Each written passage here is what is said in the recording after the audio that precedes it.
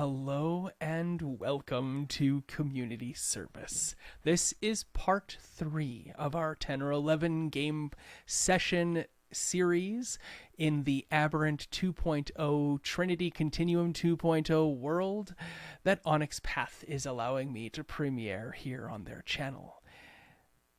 My name is Kyle. I am your host, producer, and story guide for this game. And it is a game. We encountered that last session with a whole bunch of rules that we were trying to figure out and dice we were rolling.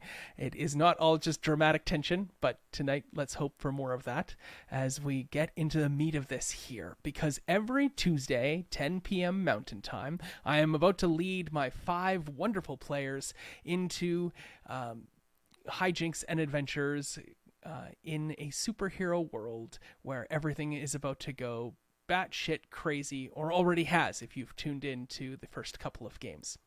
Who am I? Well, you can usually find me in podcast land, where I put out 10 podcast episodes a month minimum. This month is 14, I think, which is a bit crazy.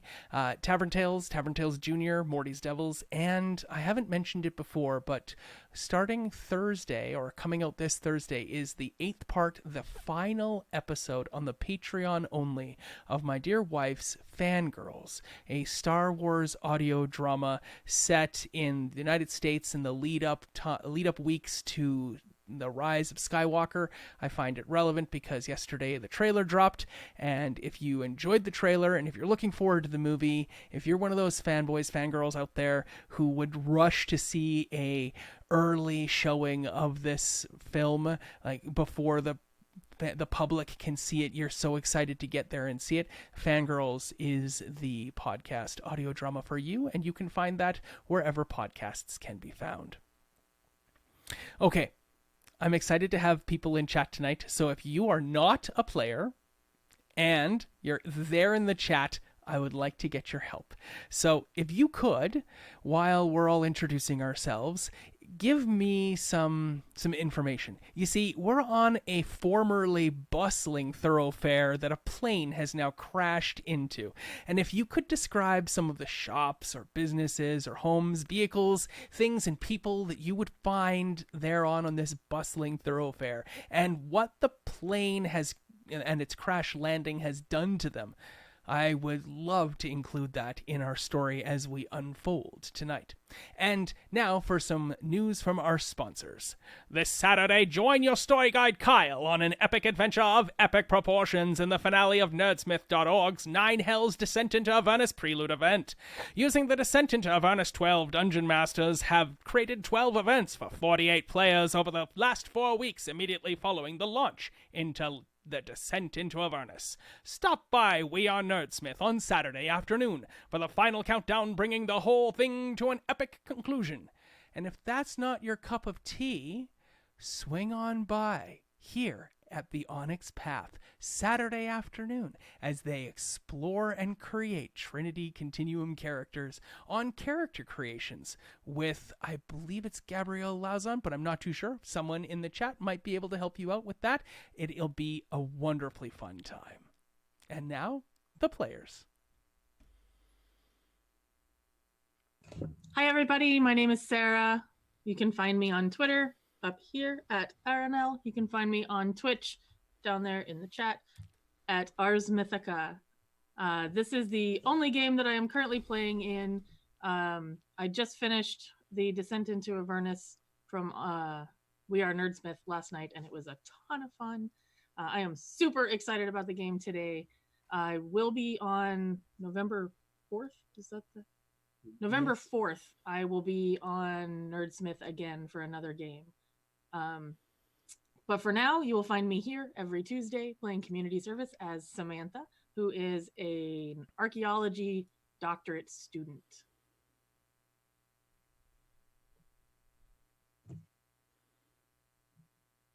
I think you're muted, yeah. Yeah, I was. I can't use my right hand because the right hand is Jess's silver hand. So I keep trying. Hi, everyone. I'm Paige. I'm known as D&D and Paige on Twitter. And I am, as seen now, found here on Tuesday nights And on Mondays, I'm found on Scraticus. We have our season finale next week. And then at the very beginning of December, I'm taking part in With Advantage on, why am I forgetting the channel right now when I know it 100% all the other time? Forgebreaker, that's words. A charity stream for Alzheimer's all week. So I'm excited for that. And I will have more information next week on that. In the meanwhile, I play Jess, a super sweet, never abrasive, wonderful character who loves everyone. Lies. Hi, everyone. I'm Velvet. You can find me on the interwebs at OG Brown Sugar. You can find me here Tuesdays. You can also find me playing Maeve, the Mother of Monsters, on Stories of a Broken Sun, and Kyle's twin sister on Flight Risk Podcast. So it'd be awesome if you could check us out there. Here I play Isabella Sterling, like the Silver, the love child of the White Duke and Mother Monster, who is just clearly the most serious and really focused member of the team.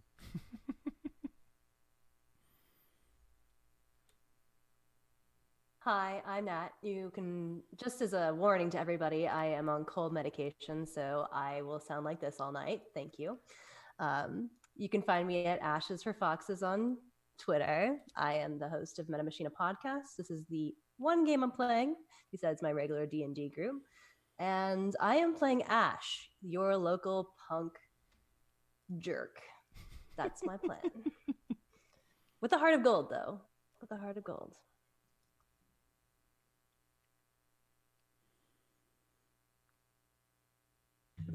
Hi, I'm Carl Jordan. You can find me here every Tuesday. Starting next week, I'll be on We Are Nerdsmith every Wednesday doing a new show called Obscurum using the City of Mist rules with Dire Bear GM Heath running it. He is a lot of fun.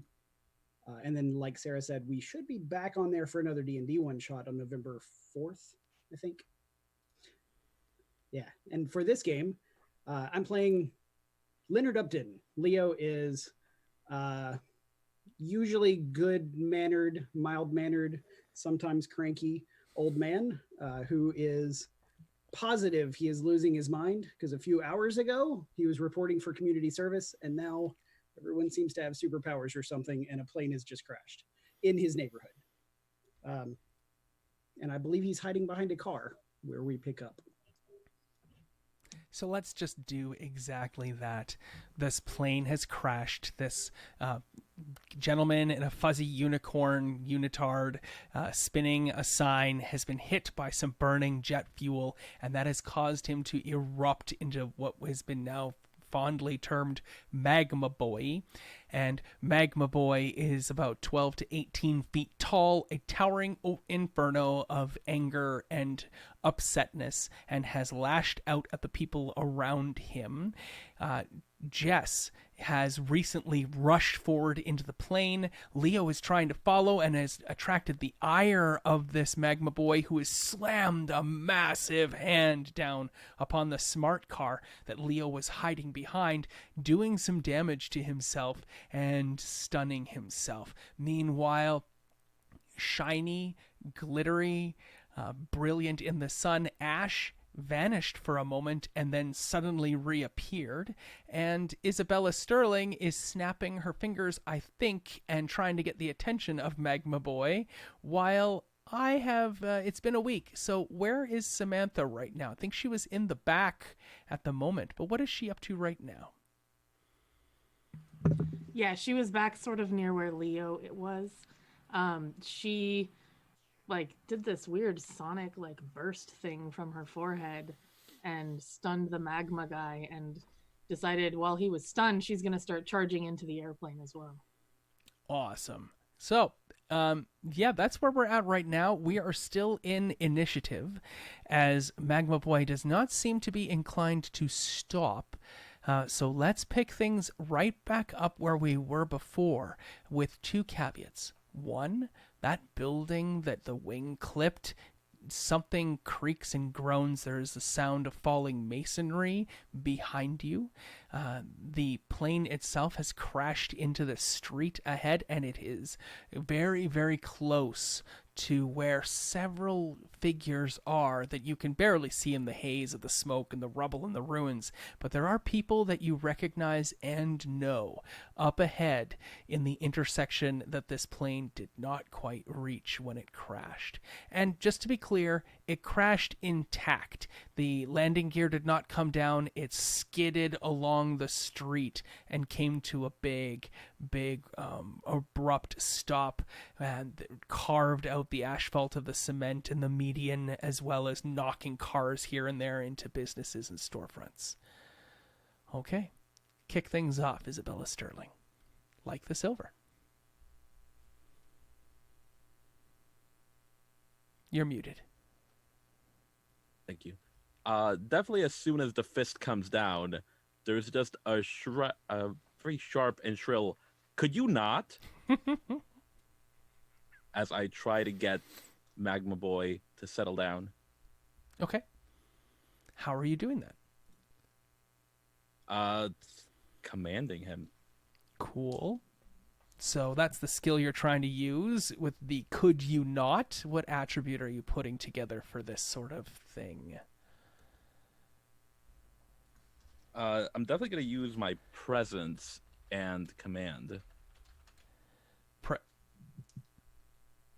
Okay, cool. Yeah, a presence command check. So you're trying to be forceful in your command. And last game, I came up with an idea just at the very end of it that rather than have me come up with all of the complications all the time for the things that possibly could go wrong and things to use your extra successes on, a command of this kind is going to need 2 successes, bare minimum. But what are some complications that Velvet's Isabella Sterling might need to buy off? And I will put that out to the players, and we can discuss that, whether or not they're applicable or valuable in this moment. What are some other complications we could get from this sort of social combat? How about the complication of drawing its attention for an aggressive attack? Cool. Yeah. How big a complication is that? Is that a 1 or a 2? That sounds like a 2. Okay. I think I'm going to make it a 1 because then we can see how Velvet wants to handle this sort of thing. Because if Velvet doesn't buy it off and easily could, that tells us something about Isabella Sterling. So the ire of Magma Boy. I'll write that down. 1 success. Any other things that could possibly come about as a result or complications resulting from this command of Isabella Sterling's? Yeah, I guess, would it work game-wise if they would have to pick, if she would have to pick, it throwing off the monster but going for someone else instead? Oh, so instead of incurring the ire of Magma Boy, it'll redirect the ire of Magma Boy against somebody else in the party? Yeah. And that's just 1 as well? Mm-hmm. Okay. Paige says as she's in the plane. Yes. It's definitely not going to be you. All right, I love it. All right, any ideas there, Nat and Sarah? So I just added the fact that like last time I used calm and composure on the scene. So that should reduce any negative emotions in addition to positive emotions as well, unfortunately. I don't recall how many successes I had, but we'll just say it was 1. It was just 1 because you just barely eked it out with that. When Sarah used her Twitch Prime, that gave you that 1 extra enhancement, which is what gave you your success. Yes, exactly. Thanks again, Thank you Sarah. very much. And to everyone else who's watching along today, if you subscribe today during the game or give us a follow, I will grant every single player here an enhancement, a 1-point enhancement on their next roll of their choosing. Cool. Another complication that could come, it could be catching Magma Boy's attention as he's in the process of trying to do something else and him accidentally causing like more damage to the area. Ooh, okay. So he'll take out his ire on the surrounding environs.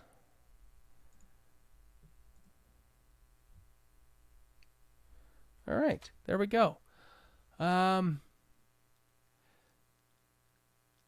Yeah, I can't think of any other complications, and I know that Onyx Path is in the chat, so if they have any complications that would normally be something that would be driven from this, then, and how to shift attitudes is in the main book of Trinity Continuum itself on page 86.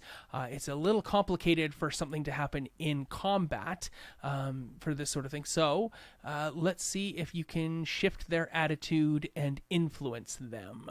And so I know I said it was 2 successes, but it looks like shifting attitude from being extremely irate to even medium is 3 successes, and it is actually even tougher to shift the emotional atmosphere in the area because of what Ash did last game session.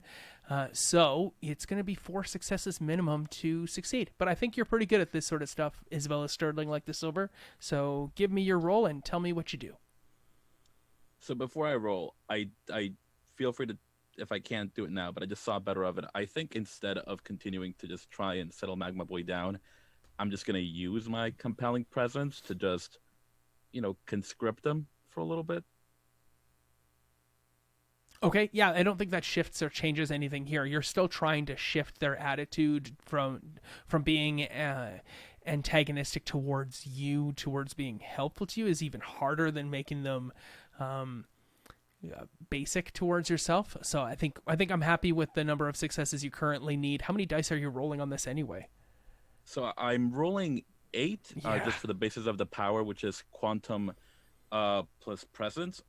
But I'm thinking my edges might help here, at least fame and striking. Okay. Those just give me enhancements. I'm still not sure how that works. So in this instance, I don't think your fame is really achieved as of yet. It's not a thing yet. So your striking is definitely going to help you here, and that'll give you a single enhancement. So if you roll the dice and you get at least 1 success, then you'll have an additional success from that enhancement. If you don't roll any successes, enhancement don't give you automatic successes. They only enhance things that you're successful at. Gotcha. And then my mega presence of 2 says it helps with scale. Yes. It means that for the successes you get, you're actually going to triple the number of successes. So if you get 1 success and you have an enhancement of 1, now you have 2 successes. Because you have scale, those successes become 6 successes. All right, here we go. Now, I don't know if your scale is going to be effective against Magma Boy, given that he's an 18-foot-tall towering inferno. So I'm only going to give you 1 level of scale above and beyond Magma Boy. That is fair. All right, do it up. 5 successes. And for flavor, Isabella Sterling like the Silver will reach into her thigh strap and tear off her little Master Ball Pokemon keychain and throw it at Magma Boy. Okay. Yeah. You chuck your Pokemon ball at Magma Boy. It's a Master Ball. Yep. Yeah, it melts, of course, because that's what those things do. And he looks down at you, stunned and shocked. Now, let's see. You've got 5 successes on the dice. Yes. So, and that's not because that's not including your scale yet, correct? Nope. Okay, so 5 successes on the dice has shifted their attitude from an antagonistic attitude to a neutral attitude. I was just trying to find the chart. I don't think there actually is a chart on attitude shifting in the book yet. Anyway, so you've got 5 successes. Your enhancement makes it 6 successes because you're striking, and you literally struck Magma Boy. So that's 12 total successes because you've scale 1 on the Magma Boy here. I would just like to reflect that this compelling presence is not just effective against Magma Boy. You have literally attracted the attention of everyone on the street. There's a pair of tourists, maybe they're Guatemalan tourists or they're from Central America tourists, and they've got their phones out and they're recording you as you're confronting Magma Boy. And what is the effect of this compelling presence? What is it that comes across in your voice or manner that is supernatural, that belies that scale of 2? You're like basically a pair of Tom Cruises walking down the street. That's how that comes. It's like Tom Cruise and Jack. No, what's it called? The movie where he's supposed to be 6'6" and he beats everybody up, but he's actually like 5'4", and it makes no sense. I don't know. Anyway, he's that character. You're thinking about Jack Reacher. Yes, Jack Reacher, who in the books is 6'8" and a monster. And when he stands in a crowd, the crowd move away from him because you're standing next to a 6'8" tall behemoth. And it's played by Tom Cruise, who is 5'6", I believe. And when he moves and stands at the bus stop, people move away from it. It makes zero sense. Literally a pair of Tom Cruises walking down the street. That's what you are right now, giving the impression they're on. Or John Cena's or The Rock or something like that. Someone super famous, super striking, super powerful. Jason Momoa.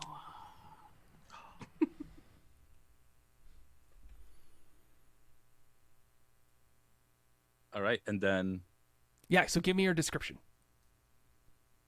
I think definitely I'll try to find the perch. Probably standing on like a nearby car, this piece of rubble. Just, like fists on my hips, making sure I'm the center of attention. Catch Magma Boy's eye, and I'll drive the point home by just taking off my glasses, looking straight in the eye and going, I'm your captain now. I love it. Okay. Yes, everyone's attention is upon you. You have 12 successes. You needed the 4 to shift the attitude to neutral. You needed 4 to get the attitude to positive. That's only 8. You have managed to buy down the ire, the ire against another, and even damaging the environment around them. You have 1 extra left. Are there any stunts or anything you would like to purchase with that remaining success? Stunts. Am I able to use that to give Magma Boy an order? No. I mean, this is just compelling presence. You're just compelling him to attend to you. Totally fair. Maybe catch the eye of as many people around me as I can. Okay. Yeah. That's an easy stunt to have. You already have their attention, and now they're really focused on you. Cool. Let's move on then, unless there's any movement or anything else you'd like to do with your turn, Isabella Sterling. Nope. I'm All good. right. Let's move you back here, because I don't think we're going to get to another round of combat.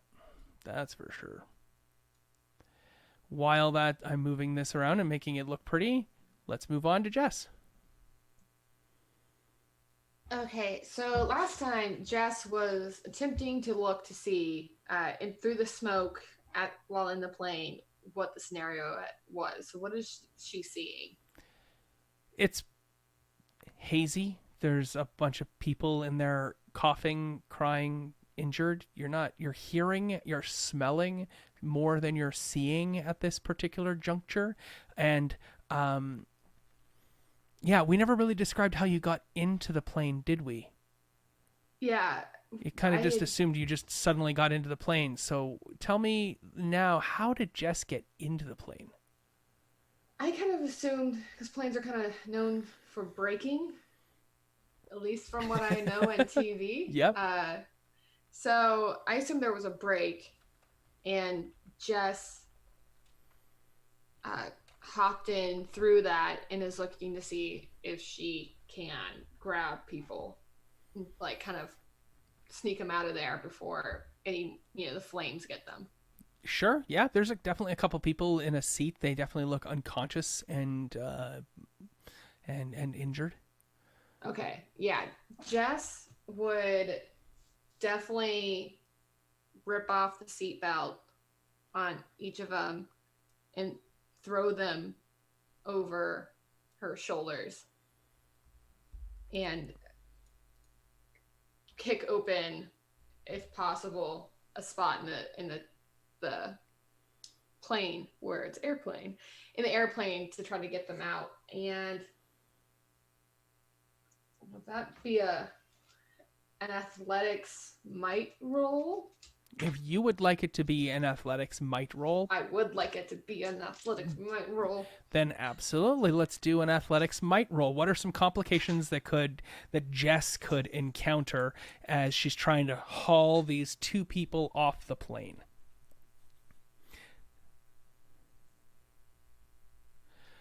Let's give it some actual order for complications so that we're not all hopefully waiting for somebody to step up. So we'll just work clockwise around from whoever it is that's currently playing. So, and we'll do that going forward. So it would be, in this instance, it would be Sarah, then Nat, then Carl, then Velvet to come up with some complications. And if you don't have an idea for a complication, that's perfectly fine. You can just say pass or I don't have any.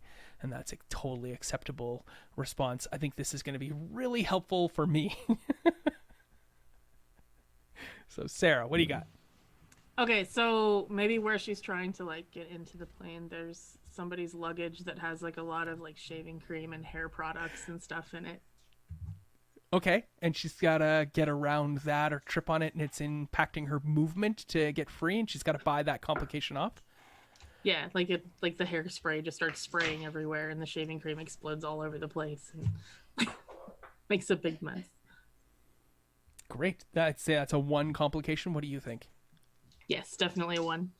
Okay, so I love the color of that, and I'll put that into the rules to say that it'll reduce your movement scale, which, of course, you're making a might check, not a dexterity check, so it's not increasing your speed in this moment, but Jess is particularly good at multitasking and at moving fast, so this is possibly an easy one for Jess to get around. Cool.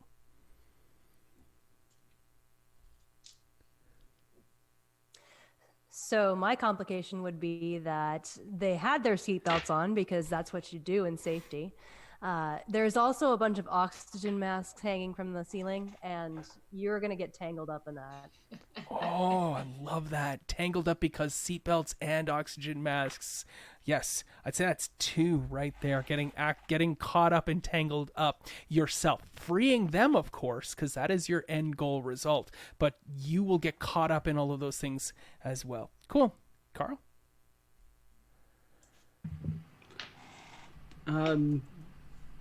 Shifting the weight of the compartment that everyone is in. Maybe the plane is precariously balanced for the inside where the cabin is. Ooh, okay. So what sort of complication will arise from that color? If she's not careful with entering so fast and shifting things around, like the luggage and seatbelts and all the other stuff in her way, it could shift the weight and cause the plane to maybe start to tilt or roll. So like provoke an injury condition to her as some sort of overhead luggage comes loose and falls on her head? How about provoke a higher difficulty on future attempts to do anything in the plane? Oh, so that is a field condition. Okay, yeah, a field condition needs to be bought off. That's 2 successes right there. Cool. Velvet. Nothing at the moment. I was gonna go for the masks and luggage. Oh no, it's great. I mean, when we all have the same idea, it's probably a good idea. So this is a wonderful thing. Have you rolled your dice yet? No, because I have a question. Can I use Sure. my boost? Because I'm trying to multitask, I guess. Can I use my boost for my attempt to kick open the side?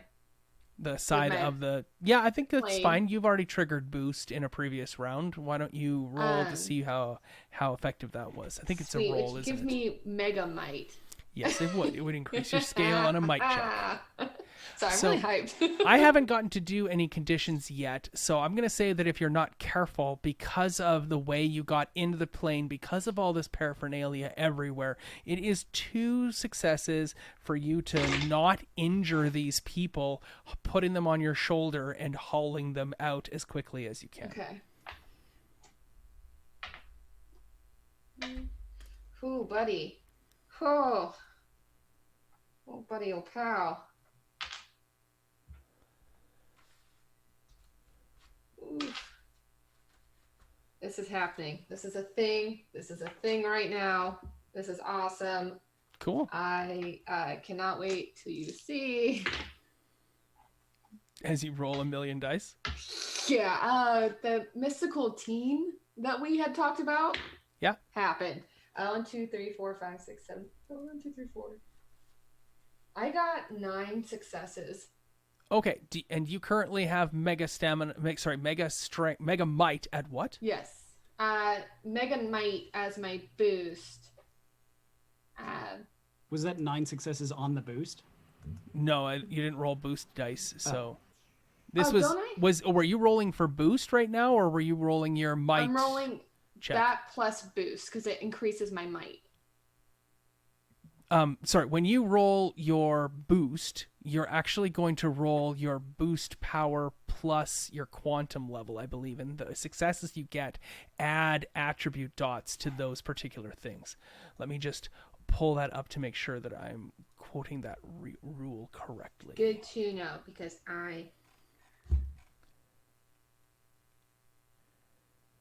Yeah, you get to enhance 3 of your attributes with your boost rating. You're right. And you will be rolling quantum plus boost, and your quantum is 3, and you have boost 2, I believe I said. Yes. Yes. So that's boost only 2. 5 dice that you'll roll, and every success will be the addition there. So if you want to roll those 5 dice, we can tell you what your boost is. Okay, well then I only rolled 2 extra dice because I thought it was the boost added to it. So you can take out whatever you want. I had rolled 2 10s from that. Okay. And I had failed 1 of all of that. So then I boost, you said 3 plus my 2 boost? Yeah, that's the 5 dice for plus. boost. Okay. Yeah. In which case, I got 1 in my boost. Oh, okay, well, it still gives you Mega Might 1, which gives you scale for the purposes of this check, which is all we needed to worry about right now. Now, let's note for the rest of this scene, you now have Mega Might, you have Mega Might 1, you have an extra dot of dexterity, and an extra dot of composure. Noted. Cool. Composure. And that cost you 2 quantum points. Woohoo! And I think you have to spend those every round because the duration is continuous. But you know what? We're in the Nova Eruption phase. We're just going to let that roll forward here for what we have as your character is suddenly grows in ability, strength, and dex. Let's move on then and roll that might plus athletics check that we're looking for. 1, 2, 3, 4, 5. 1, 2, 3, 4.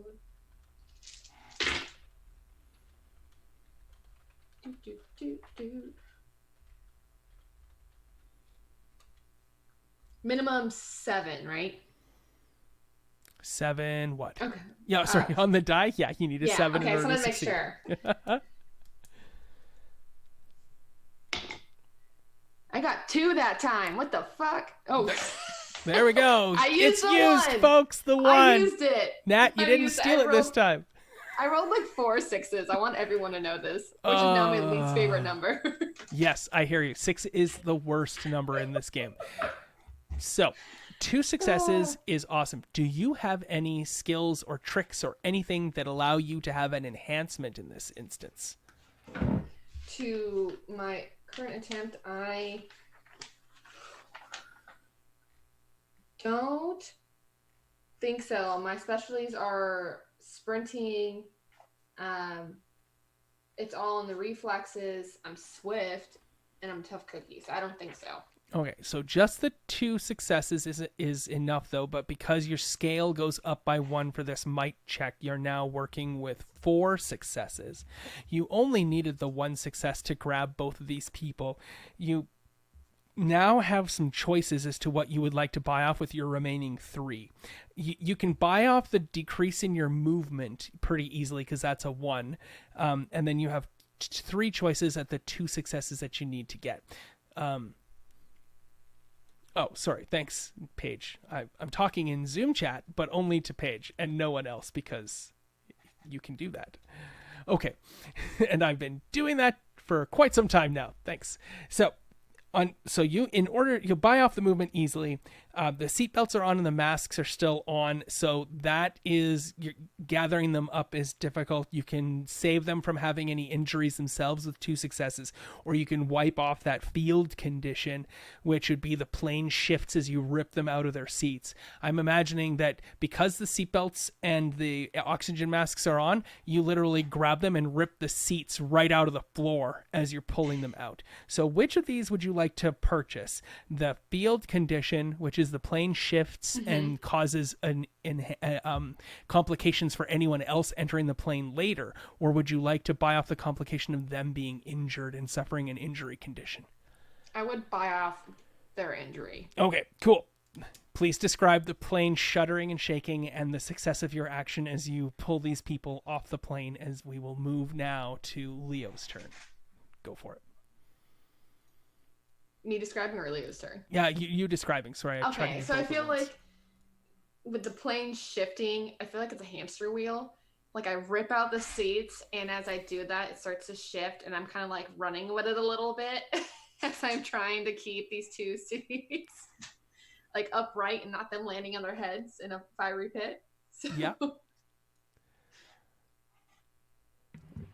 Cool. Oh, that's exciting. And what does it look like when you exit the plane? I feel like there's gonna be a hole. So if it's rolling far at all, I feel like I'd be running and just run through the hole, and it lifts up off me. So out of nowhere, I just kind of appear with 2 seats. Cool. Okay. Yeah. It rolls in the hole, and the hamster wheel opens, and that's when you suddenly duck out with the 2. Okay. Yeah, I love it. Yeah, the plane lurches entirely, and the wing that's still attached on the one side lifts all the way up and then stands there like a mohawk in the late afternoon Los Angeles sky as the plane is shifted so much with Jess's mighty heave. All right, Leo. I'm watching that because that's distracting. What's going on with the Magma Boy? Well, if you'd like to know what's going on with Magma Boy, you could make a check to make that sort of determination. You're definitely, all eyes seem to be on Isabella Sterling more than anything else. Isabella Sterling is even a great distraction for you. Okay, then yes, I'm trying to force myself to pay attention to what's going on with the big fiery threat that was clobbering at me a few moments ago. Okay. Would I need to roll to pay attention? How about an integrity roll to break away from Isabella Sterling like the silver? Yeah, I mean, you can make an integrity roll to transition yourself. Resolve. Yeah.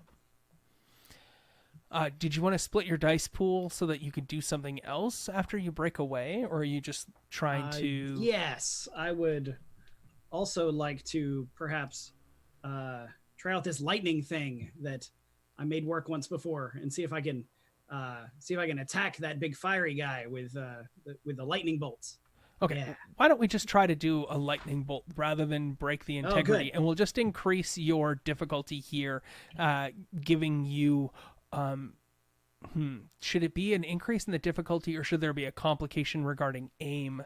I'm just going to say increase your difficulty base to hit the Magma Boy, but because he's 18 feet tall, he's only going to be a 1 degree of difficulty anyway. Okay. Now, you are attempting to shoot something with your lightning attack. It is going to be aim and dexterity, and 2 quantum, which I've marked off. Yeah, don't worry about spending quantum during your eruption. Once we're done with this eruption game, then you'll be spending quantum going forward. You're literally spending millions of points of quantum that are currently available to the entire group. Because it's eruption time. Thanks to Tinnigan, I have 5 successes. Holy moly. You have rolled before we got to do complications and whatnot. Oh! I apologize. apologize. You're attacking from behind cover. Does that make it more difficult for you, or is that just making it more difficult for them? I think it just makes them more difficult for them. All right, cool. So you're going to shoot them. You've got your 5 successes. We've already done that piece here.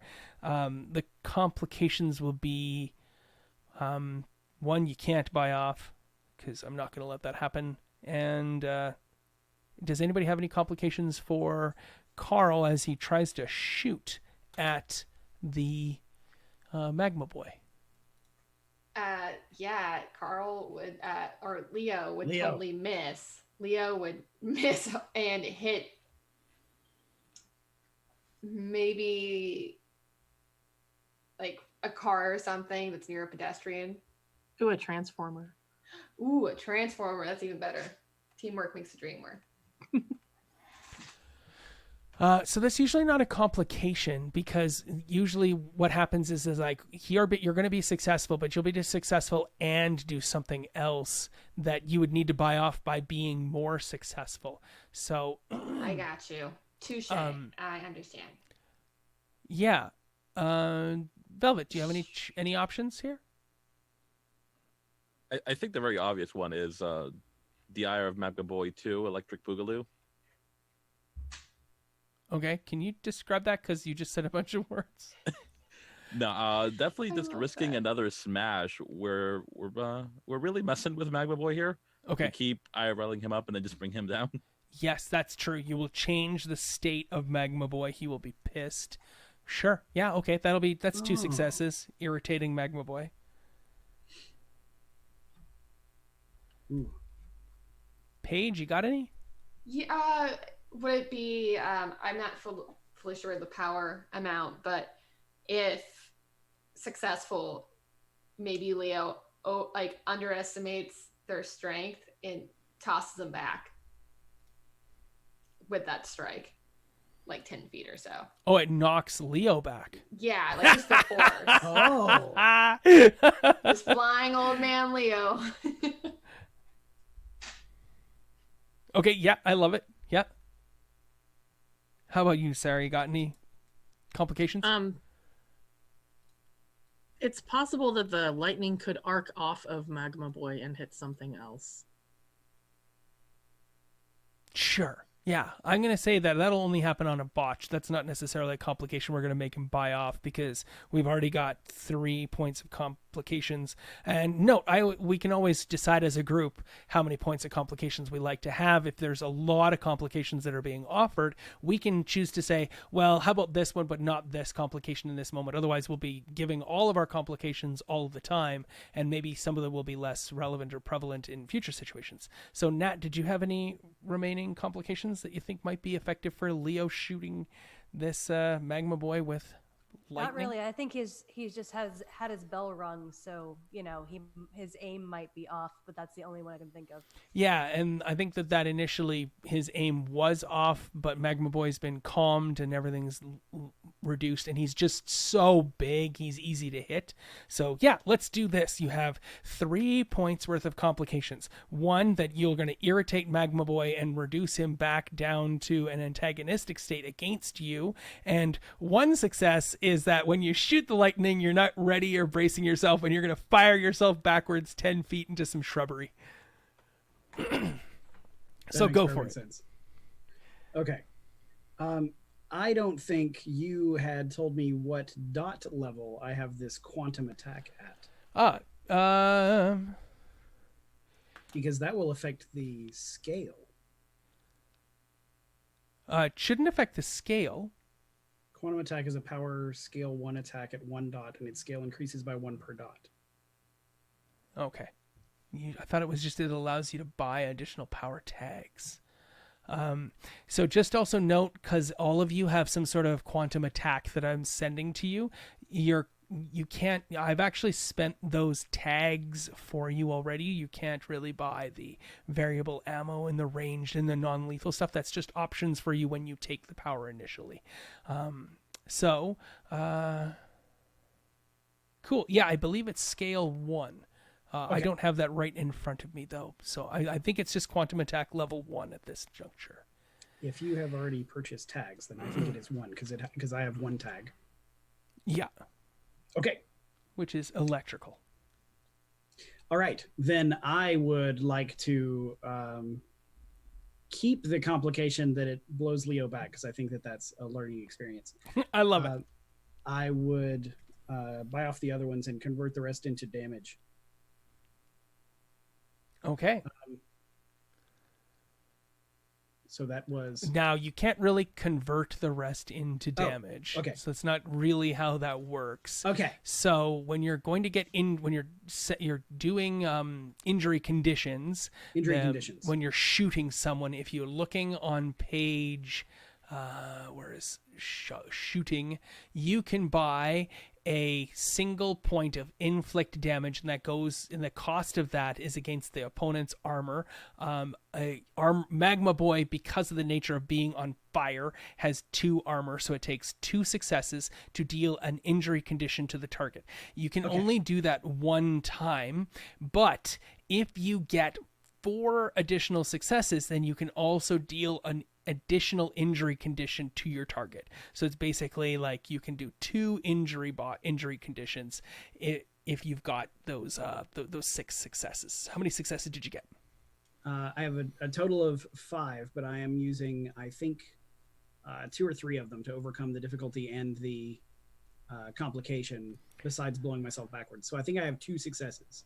Yes. To do an injury. You have done an injury condition to Magma Boy. Magma Boy had already suffered an injury condition from slamming their hand down on the smart car as a result of Ash's action last game, I believe, and Samantha had caused a bunch of stuff to happen as well. So now that we're there, you can see Magma Boy not getting irritated by your lightning. As you shoot Magma Boy, that Magma Boy starts to shrink noticeably to you. Maybe not so much to Samantha or Ash as of yet. Is it because I'm flying in the other direction? Is that why he's shrinking to me? Yes, absolutely.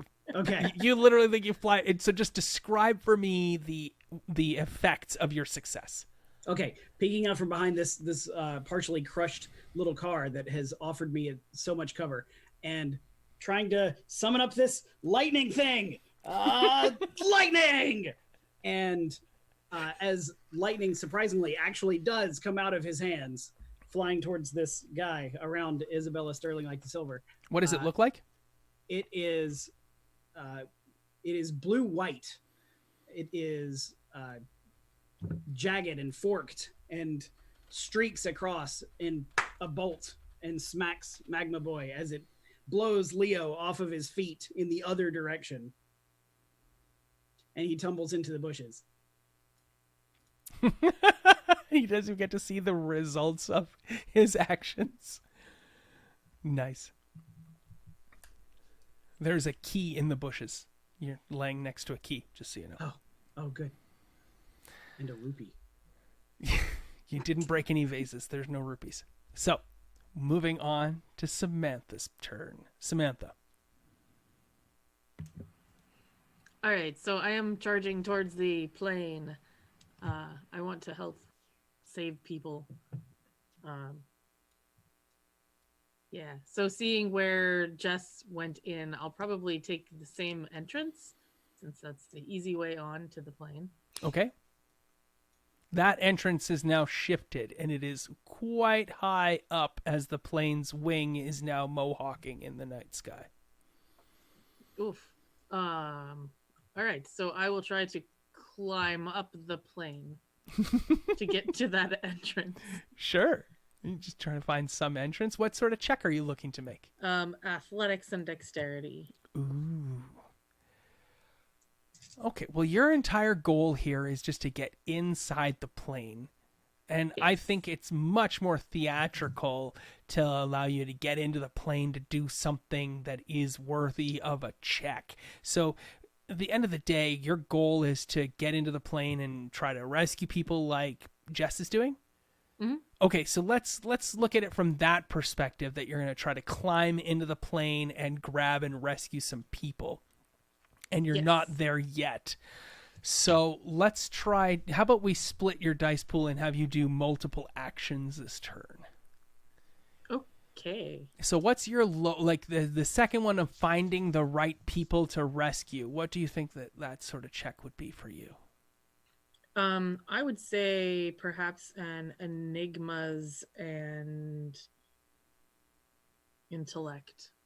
Oh my, okay. Enigmas and intellect. Describe for me how that sort of skill system is used for finding people who are hurt to pull them out. So Sam is really good at solving puzzles and figuring out um, things that have happened in the past. Like she's an archaeology doctorate student. Um, Part of that is probably studying lots and lots of diseases and injuries and wounds that caused people to die. So she would use that kind of information to try and assess who is wounded the most. Okay, not medicine in this instance? Not medicine in this instance. Okay.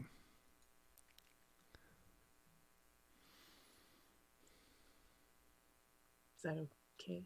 I'm just reading enigmas to try to help figure out this because it's much more of a non-combat, non-rushing sort of thing. So let's say, I mean, I could do medicine and use my instant expert to get a dot in it because I have none. remember, your instant expert is you're going to roll after spending the quantum, and then whatever you get for successes becomes your additional pool for the remainder of the scene.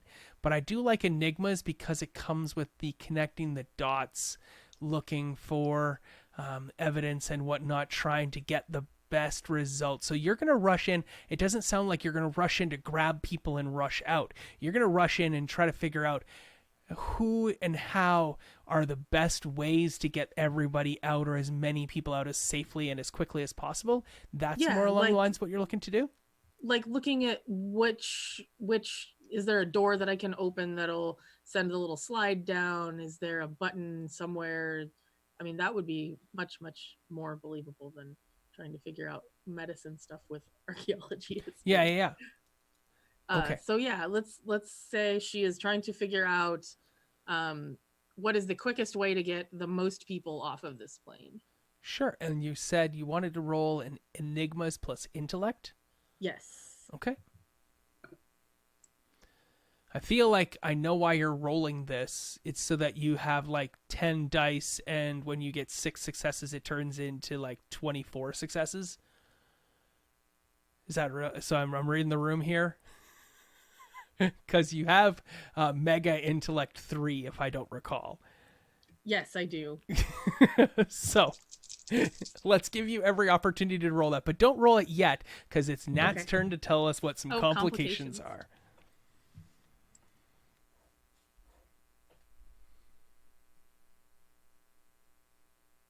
Sorry, I was muted. I would think that, like, as intelligent as you are, you're just overwhelmed by the chaos that has been created within this space because it's overturned. And you can't really tell where the bodies of people are. They're hidden by luggage and ephemera, flotsam and jetsam. Oh, I love that. So it's like your senses are overwhelmed as you try to calculate all of the angles, and you'll end up taking a mental injury condition just because you're stunned by the mass confusion and array of difficulties. That seems like a really good one to buy off. I'm gonna say that's a 2 there. I love it. Thank you, Nat. Oof. I was thinking something along the same lines, but maybe while she's trying to find the right seat or compartment to dislodge, to Rube Goldberg the entire interior into a slide where all the people get free, she's going to have to risk injuring herself to get something that isn't supposed to moved into the right place. So physical injury. Yes. Okay, that's 2 successes as well. I love it. Velvet. I think to add to the mental and physical conditions, maybe being just emotionally stunned. I think it's one thing to know these conditions and injuries academically, but quite another to be actually faced with them in the flesh. Cool. So we have physical injury, mental injury, and now emotional injury. That's a lot of, that's another 2 right there. All right. And Paige, you got any options here for me? No matter what. This is a very stressful so action. Samantha's like checking out everything. Would it work if she realizes that there's 2 super injured people and she can only save 1? So I went there. I want to just.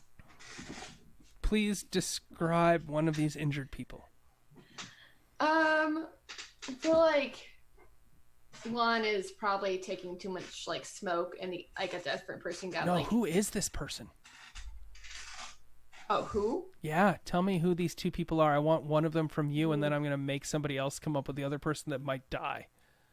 All right, I feel like there is Justin is this college kid who got pierced with the arm of a chair and is bleeding. Ow. Wow. Okay, so poor Justin's a kid. How old is Justin? Like 21, 22. Oh, okay, yeah. And who is the other person? Carl. The other person is a woman wearing a name badge that says, "Hello, my name is Sophie." What does she look like? She's a flight attendant. Okay, she's a flight attendant. How old is she? She is 35. 35 years old. Okay. Nearing And- the end of the age of most flight attendants. That's not true at all. Okay. Probably no longer true. Was she 2 days from retirement, Carl? Yeah, and too old for this shit. What does she look like? She wears her hair up in a tight bun, Yeah. very professionally. A small gray pencil skirt. Yep.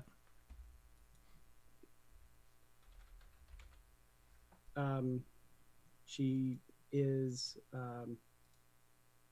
Jamaican. Oh, I like it. Thank you. Yeah, that's great. I can picture her.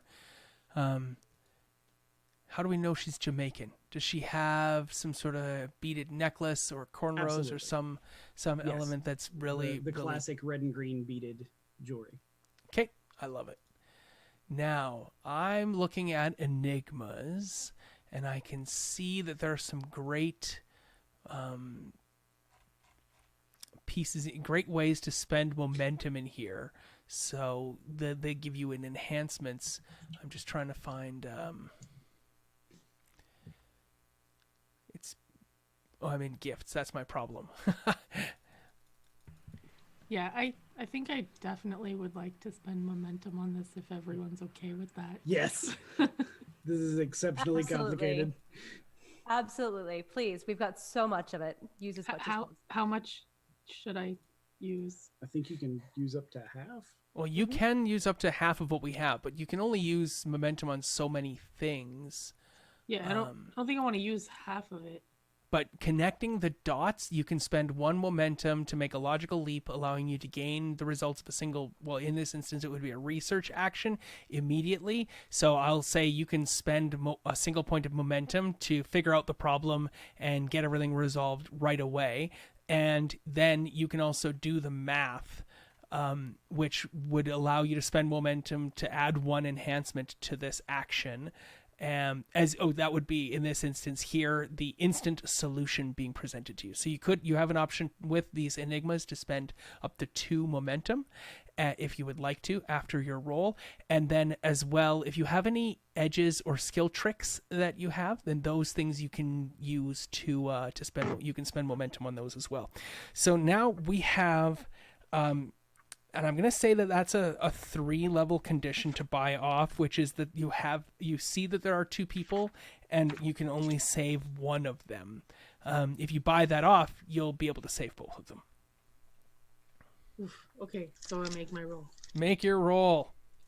And I'm spending. Does momentum add to my dice pool Or I'm just spending momentum will, in this instance, allow you to more quickly resolve your action, as well as more quickly, you'll get an enhancement. So you're spending 2. I'll take those off. Awesome. 1 to make it faster, and 1 to give you an enhancement, which will be an additional success. Or in this instance here, if you're successful, 3 successes. 4 successes. Oh my goodness. I have 1 success. Total? Total. That means you are successful, which is wonderful. You spent momentum, and that gives you an additional success. So now you're at 2 full successes. But because you're at Mega Intellect 3, we go Mega Intellect 1, Mega Intellect 2, Mega Intellect 3, and that is a result of how many successes? 8 successes. Yay! I'm super smart. How many dice did you roll on this Enigma's intellect check? Or, yeah. 5. 5 dice? It's all you have? What's your intellect normally? 4. Oh, okay. You only have 1 in Enigmas. Okay. All right. Definitely playing the risky game here. With your 8 successes, you needed 3 in order to be successful in the first place. 1 for the normal, but the field condition exists in that it is a precarious place with a lot of chaos happening. So that is 3 successes right there. You have 5 successes remaining. Now, thankfully, you have 3 successes to buy off that 2 injured people, save only 1. You can figure out a way to save both of them by buying that off. But then you'll only have the choice of buying off one of a physical injury, a mental injury, or an emotional injury. And you'll have to check the box, probably your bruised box, and then find the right terminology to express what that injury condition is in your own way. So what would you like to buy off? Now, technically, you could kill off Justin or the flight attendant Sophie if you wished to, and buy off 2 of those physical injury conditions. But that's it right now. So I think you're going to take a bruised and a maimed, unless you have 2 bruised boxes. What do you have? I do not have 2 bruised boxes. Okay. Well, I will tell you one thing, though, Samantha. You happen to have Mega Stamina 1, and not that it's particularly useful right here and now, but I will put that into the Discord for you right now. It increases your durability for resisting pain and conditions related to stamina, such as fatigue, hunger, and thirst. Neat. I had no idea. Okay, so I'm buying off physical injuries. I'm gonna take the emotional injury. Okay, you're buying off the emotional injury. You're going to take a physical injury condition, and you're going to take backwards. Okay. I'm gonna keep the emotional injury. Okay, so you're okay. So let me back this up. So you're going to let Justin or Sophie die. Yeah, I'm gonna save Sophie. Because if you used 3 successes, you could save both of them. And take. Because you have 5 successes remaining. And yeah, I think I'm just gonna save Sophie. Sorry, Justin. Really? Yep. Okay. Huh. Because you see the solution in front of you. It's just going to cause some physical, social, or emotional pain for you to do that. Okay, so if I save both of them... Yeah, you'll take a bruised and a maimed condition box in social or physical or mental damage. Or you can buy off 2 of those damage injury conditions and save both of them. Oh, okay. Sorry if I wasn't misunderstood. the problem with not having anything physical in front of us to express all the different options that we presented Right. makes it difficult. So, yeah. Yeah. Okay. Then yes, I will. I will definitely do that. I will save both of them. Yeah. And I will take emotional damage. Cool. Now, I believe that I gave your character something earlier. You have is one of your superpowers? No, one of your superpowers is getting healed by Leo. That's right. Okay. Yes, because I botched all of my rolls in the first game. All right. So you have figured out a way to save both Justin and Sophie. You have ensured that you don't take one of the types of damage, and you're going to take two of physical, emotional, or Social. I wasn't saying social earlier. Emotional. Mental?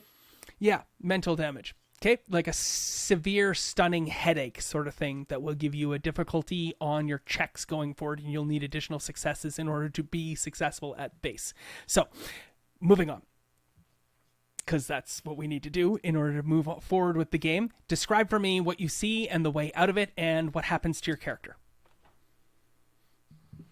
Okay, so I get into the plane. Luggage is everywhere because the plane is flipped over on its side, basically. Everything is chaos, everything is crazy, and I see a path to get to one of the emergency escape hatches that has like one of those inflatable raft things that I can push out of the door on the top of the plane and make a slide for people to get off of. Cool, I love it. And what happens to you as you're figuring all of this out? So I'm wading through all of this chaos, getting to the door, and there's like a shard of metal that is sticking out from a broken chair that kind of slices my leg. Ouch. Okay, is that the bruised condition for you? Yes. Okay, so it's kind of like, we'll call it like a sprained ankle, a slashed thigh. That increases the difficulty of all actions anytime the character moves. If you move, your difficulty goes up by 1. Cool. And then, what is the other injury that you take?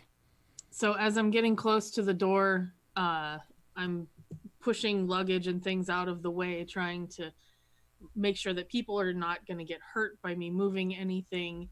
And I move closer to the door as a piece of luggage falls from the top of one of the luggage racks above the seats on the back side of the thing and hits me in the head, giving me a splitting headache. Cool. So you have a splitting headache, and that is actually your injured condition, and we'll call it like a minor concussion, and it's going to increase the difficulty of all mental and aim actions by 2. Ouch. Anybody know what the font coloring is for red? Never mind, I can just add it in hex code. Because I think I want to do this. How cool is that? Does everybody think that's pretty cool? Yeah? Okay, cool. Nice. I like that. Here we go. Making stuff up on the fly. Oh, I changed both of them to concuss. That's not what I wanted. Okay, cool. Then we move on. You're now in the plane, and that was your turn. Ash, it's your turn, and then we are done everyone's last round of initiative. All right, here we go. All right, so Megba Boy in front of me has just been hit by an electrical conduit, right? Yes. Seems to be stunned? Yes. Okay. It seemed to do damage? Yes. Do I notice that he has grown smaller yet? Or have not? No, Okay. because he hasn't really had time to grow too small yet. Okay. I still kind of think that this is a sign for my time has come, Okay. and I'm behind him. So I am going to. Ash is just going to be like, okay, we got to this point. I don't want Hulk to smash again. Mm-hmm. So I'm going to do whatever I can to topple this thing to the ground. Yeah, that's what Ash is going to do. Ash Okay. is going to use Sucker Punch from behind, vulnerable spot.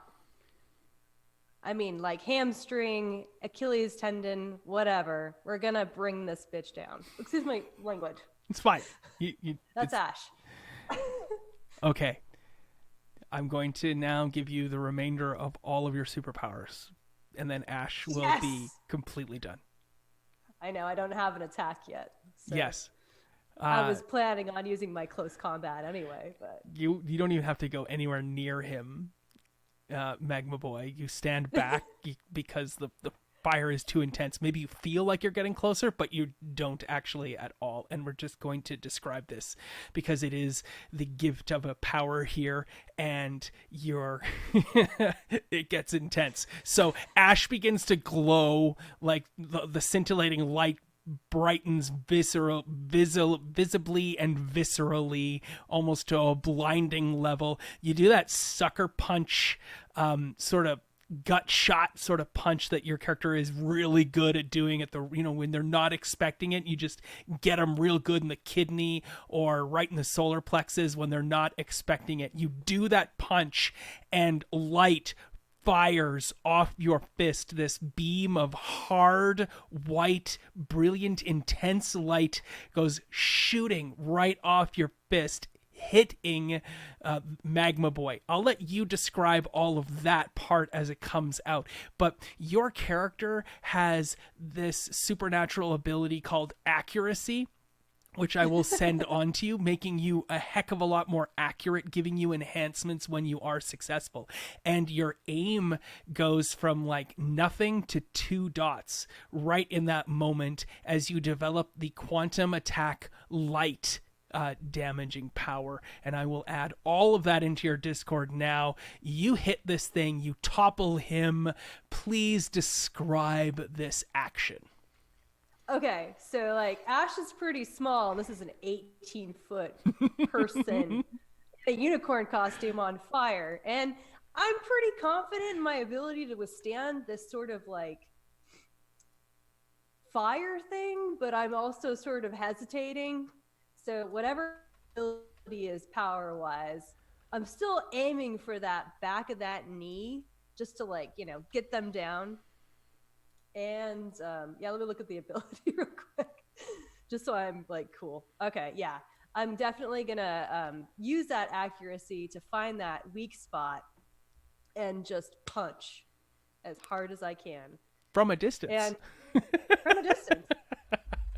I mean, I would say I'm pretty close, but we'll do it. Do you want me to roll my close combat? I don't need you to Okay, roll at right. all. This We'll is go. the description Yeah. here. You just describe the toppling. Now, I will also point out that this light power is incendiary, and that Okay. it causes things to erupt and burn with like intense sunlight. So you basically like a magnifying glass, and you're burning ants right now. But in this instance here, you don't have to add that incendiary bit. It's literally concussive light force because you choose to add the incendiary tag or not. And in this instance, it would not be a needful idea because Magma Boy is probably immune to that sort of condition.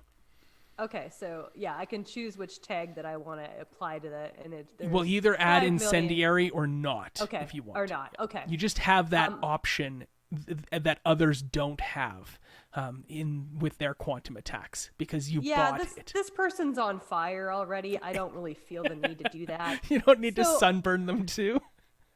No, I mean, adding insult to injury here too. Like, I mean, he's already on fire. You're gonna make him more on fire. My point was just to get him like out of combat. Period. So, yes, that's it.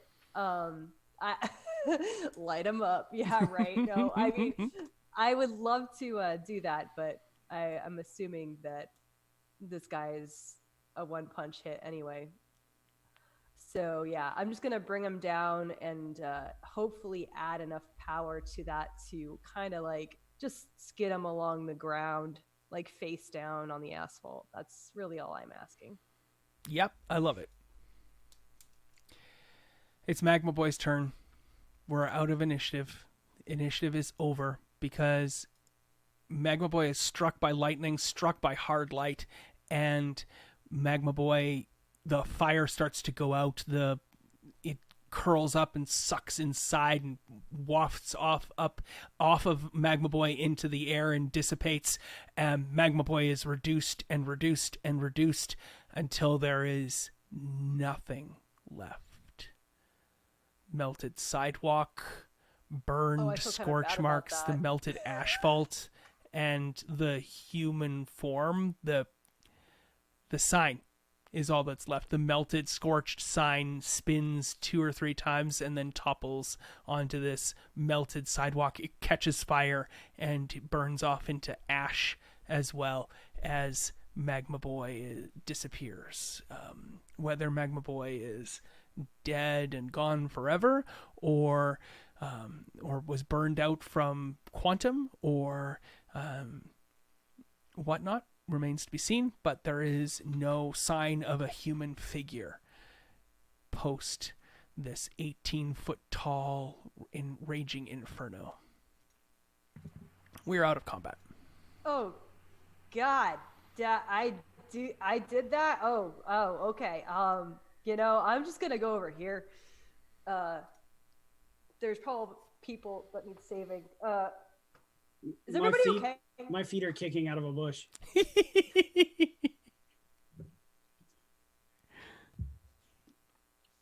Yeah, I feel like Jess is just like walking away with 2 chairs. Fucking second, please. 2. I broke the system. The code is broken. Oh no. Out of the plane with 2 airplane chairs, just casually, and sets them down a safe distance away.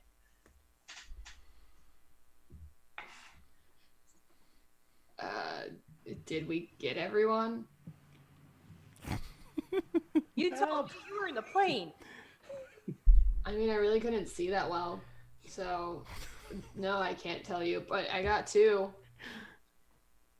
I'm like slowly ushering people down this like inflatable yellow slide. Oh, that hasn't even happened yet. Remember, you just know the path to success. You know what needs to be done in order for everyone to live. Oof. Samantha's still up there, right? I mean, Exactly. Samantha has climbed inside. Okay. All right. Isabella, you got control of the situation. Yeah. Big boy's out. I think I got the bystanders, and I'm gonna try to corral like all the. Yeah, just all the bystanders. Old guy? Help!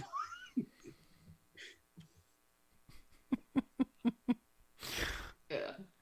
Help! A little help. Okay, if you've fallen and you can't get up, I will help you up. Okay, all right. So you need your life alert, man.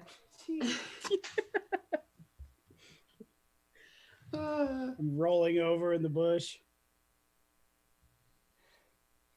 If I see this, I'll just go over as Ash is yelling about life alert and Leo's struggling, and just like take the leg that's sticking out and pull him out. Now you don't know your own strength, and you now have Mega Might. So respond to that accordingly. Grabbing the key. You grab the key or you reach for the key as Jess grabs hold of your leg. Go ahead, Jess. What happens? Well, because I'm trying just to give you a tug to get you out. Yeah, that happened. And I pull you and I accidentally throw you 10 feet into the street. Yep. Just skids to a stop. Oh, that was very loud in my ear. Yes, that's awesome. Thank you. I'm gonna say Ash is like, oh yeah, no, you got this. I'm gonna go booking it back to the plane where Really? Samantha is. 'Cause, yeah, that was my point, man. The Honduras couple or the couple from Central America, they're like, the prisoners are saving people, and they focus the camera from Isabella Sterling onto Ash, glowing Ash, beautiful Ash, as Ash rushes into the building all alight. Yeah, and I'm I'm like not building the literally. plane. Do I see this? Them? No, but Okay. Leo definitely does. All right, let's go. Standing up, looking around. Where's the big magma guy? Where'd the big guy go? His fire's faded.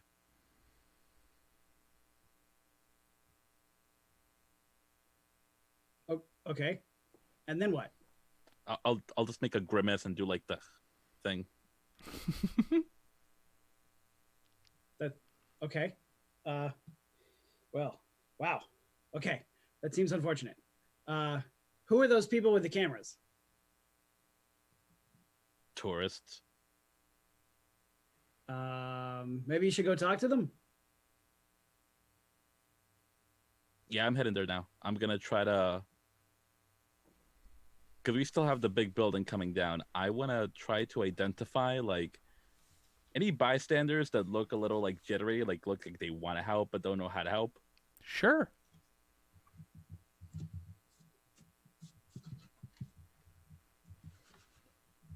Cool. While you figure out what sort of role that would be for how to engage with the environment in that regards, Jess, you threw Leo. That was probably shocking. So what are you doing now? Probably after having tossed Leo into the street, just like looking at her hands, one being metal, the other regular, and she's like, wait, are we not high right now? Because if we're not high right now, we are really messed up. You look like a vampire from a teen movie. You're talking to people weird. I don't know where Samantha is. And old man, you shot some lightning, some stuff or something other at your face hole or your fingers. I don't know which one it was. Face hole. Twice, I think. Someone definitely should stop those cell phones. Okay.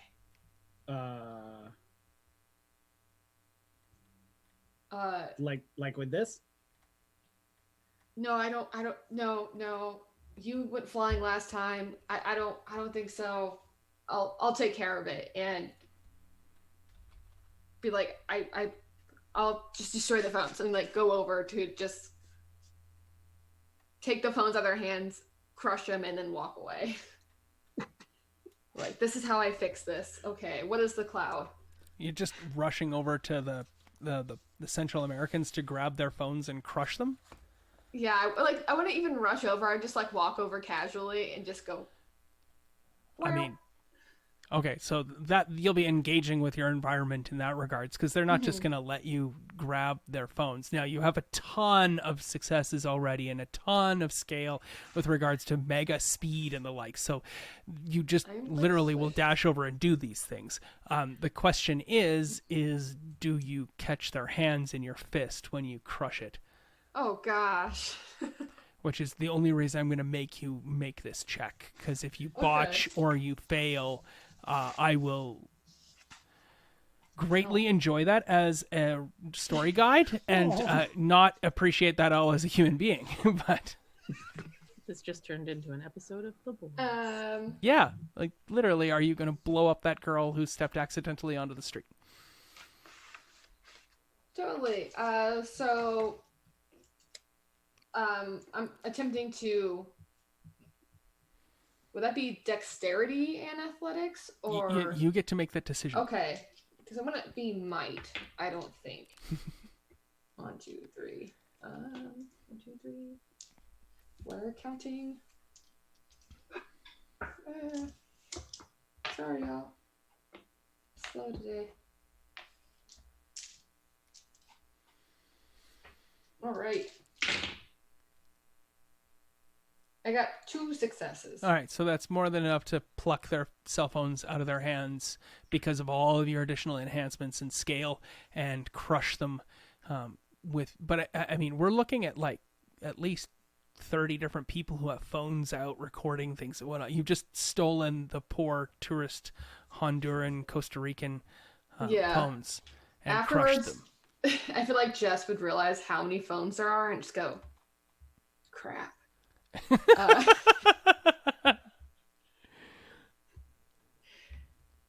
And go back to the group and be like, I got 2, but there's a lot of them, and I don't know if I can get all of them. I think some people took their phones out to record you doing that. Those of you who are not in the plane can hear the sound of a helicopter overhead. Oh, snap. Looking that way. Okay. You now begin to see a helicopter overhead. I'm like gonna every actually day in LA. start moving to do the things that I knew needed to be done. Absolutely. I don't doubt that you're hopeful that one of your fellow community service members will arrive momentarily, because that was definitely part of your plan. So as soon as Ash appears, while Natasha pretends to mime playing basketball, as soon as Ash appears, please give Ash immediate directive to assist. And that's up to you, Natasha, to describe your entrance. I'm just looking at this like situation where this plane is like on the side, and like there's this like apparently like a raft tipping out of it, right? I mean, that's all I can imagine in my head, but you know, I'll let Samantha direct me here. So sure, describe your entrance into the smoke and dim haze of the sideways plane. Hey, what's going on? Everybody keep calm. Okay, all right. Ash, is that you? Yeah. Oh, thank God. Look, Ash, we need to move some stuff out of the way, and we need to get to that door over there, and we need to activate the emergency escape hatch. Okay. I don't know how to activate an emergency escape hatch. I've got that. I just need to get to it. Can you help me get to it? Yeah. Okay. I'm just like chucking debris out of the side of this plane and looking for bodies and stuff and whatever, man. As you say all of those things while you're doing it. I love it. Perfect. Yeah, it's great. And keep calm, man. Everybody stay calm. I got this. We got this. Okay. Yeah. Keep cool. Cool. Yeah, we've got this. Trust her. She's correct.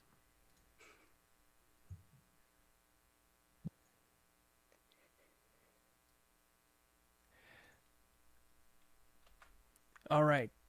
Samantha. Actually, Ash, you see this terrible cut thigh on the side of Samantha's leg, and you definitely can see that she's slurring her speech, so to speak, because she's been concussed, and she's concussed much worse than that thigh cut actually is. But Sarah, one of those two things starts to go away like that. Which one of those two things goes away? The mental thing. The mental thing. The concussion? headache. Sure, Yes. because your character has regeneration. And so you reflexively spend quantum to heal injury and remove injury conditions. Now, it costs 3 for status conditions and whatnot. And normally you might not have, well, I mean, you definitely have enough quantum to do this. So there you go. Boom, done. And you have now spent off this concussed state.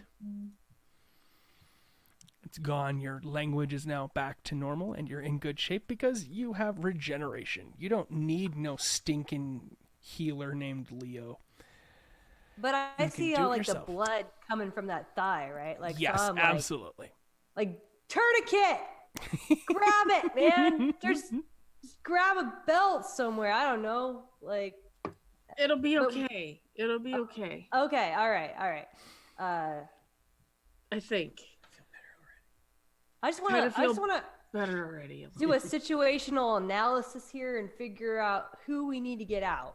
Or you already figure that out? Yes, so there's a stewardess over there. Her name I don't need to know Is names, man. Sophie. Just like give me She's the- directions. she's laying over there. She's got a bun and a pencil skirt on.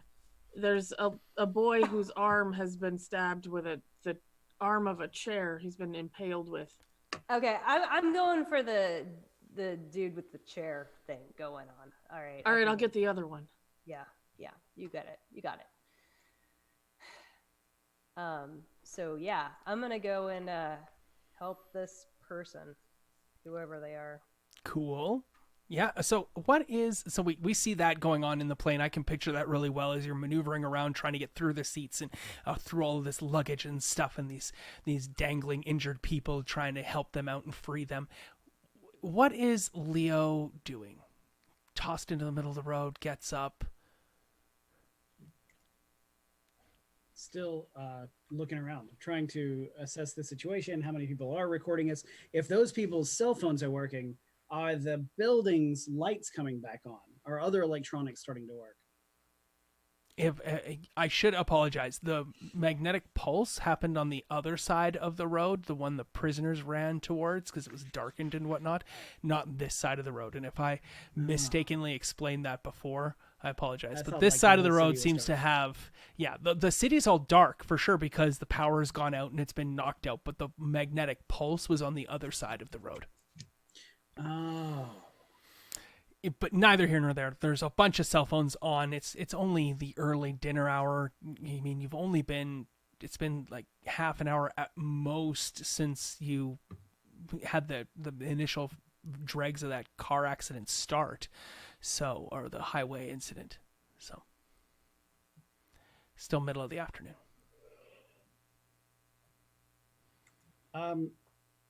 Hey, you guys, you think maybe we should try to coordinate something here? I mean, we're a bunch of people wearing orange jumpsuits in the middle of a crash site, surrounded by people with cameras. Do you think we should maybe, I don't know, crowd control or hide or something? I don't know what's going on. Are you suggesting? I mean, I don't know if we can really hide. They're all looking at us, and the other option is to get naked, and I don't know if that's any less distracting.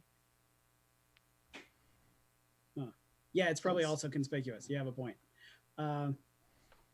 We also have a building that wants to play Jenga, so maybe we should work on getting the muggles out of here. Oh, what? That building Looking is that a street or two back. If I Oh, give the never mind. impression that it was closer, that's my apologies. I just wanted to also say that it was like there's a flipped to a lot building. of damage and injury that's been done, and the wing was ripped off the building, the plane, and I wanted to make that clear. Yeah, then especially looking around for any other sign of imminent danger of That if plane building is looked- going to explode. Is there Okay. any other people or area we can look into that Samantha and Ash aren't in? Oh, Like you mean pieces other of part of the plane? planes? Yeah, that I hadn't looked at, or there's closer to the cockpit. I mean, if this is a big plane, it Yeah. probably like 300 passengers size plane, not a small plane at all. Multiple and emergency exits, big cockpit at the front, whatnot. Tons of luggage everywhere.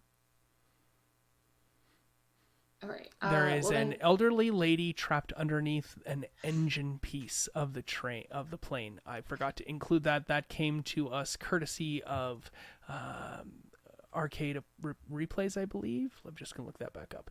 Plastic Age Plays told us that there's an old woman with a baby carriage pinned underneath the engine of the plane.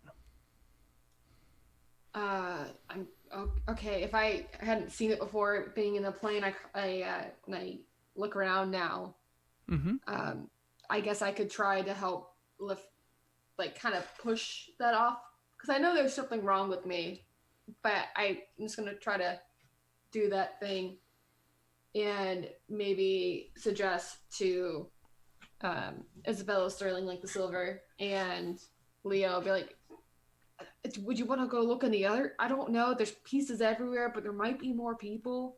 I would like to use my spectral vision to look through for any other individuals in danger. You find lots. Oh yeah, there's lots. What do you see with your lightning eyes? His hungry eyes. Pointing in the vague direction of several people that I see in danger. Lightning trickles off his finger as he points in those different places. Jess, you dash over to the pinned elderly woman and the baby carriage. The baby carriage is actually pushing a fat corgi, not an actual infant. The corgi is mewling in pain, as corgis are wont to do. Sort of sounds. And I don't need a check, because I'm going to give you the remainder of some of your superpowers here as well. Because Oh God, super stoked. your fist, you have a quantum attack as well that actually has the damage tags of deadly and pushing, which is funny because you literally threw Leo around really easily. So when you hit something with your fist, your metal fist, you can choose to do your quantum attack and then add the deadly and pushing tags to it. And actually, your close combat skill goes all the way to 3. And I will pass those on to you in the Discord. Please describe for me what happens to this engine as you are both deadly and pushing to it. This engine, which I assume is gigantic, is on top of this old lady. For starters, if the corgi is tipped over and not under, I would set up the corgi first. That is both Jess and Paige. And this engine block, I would go to move off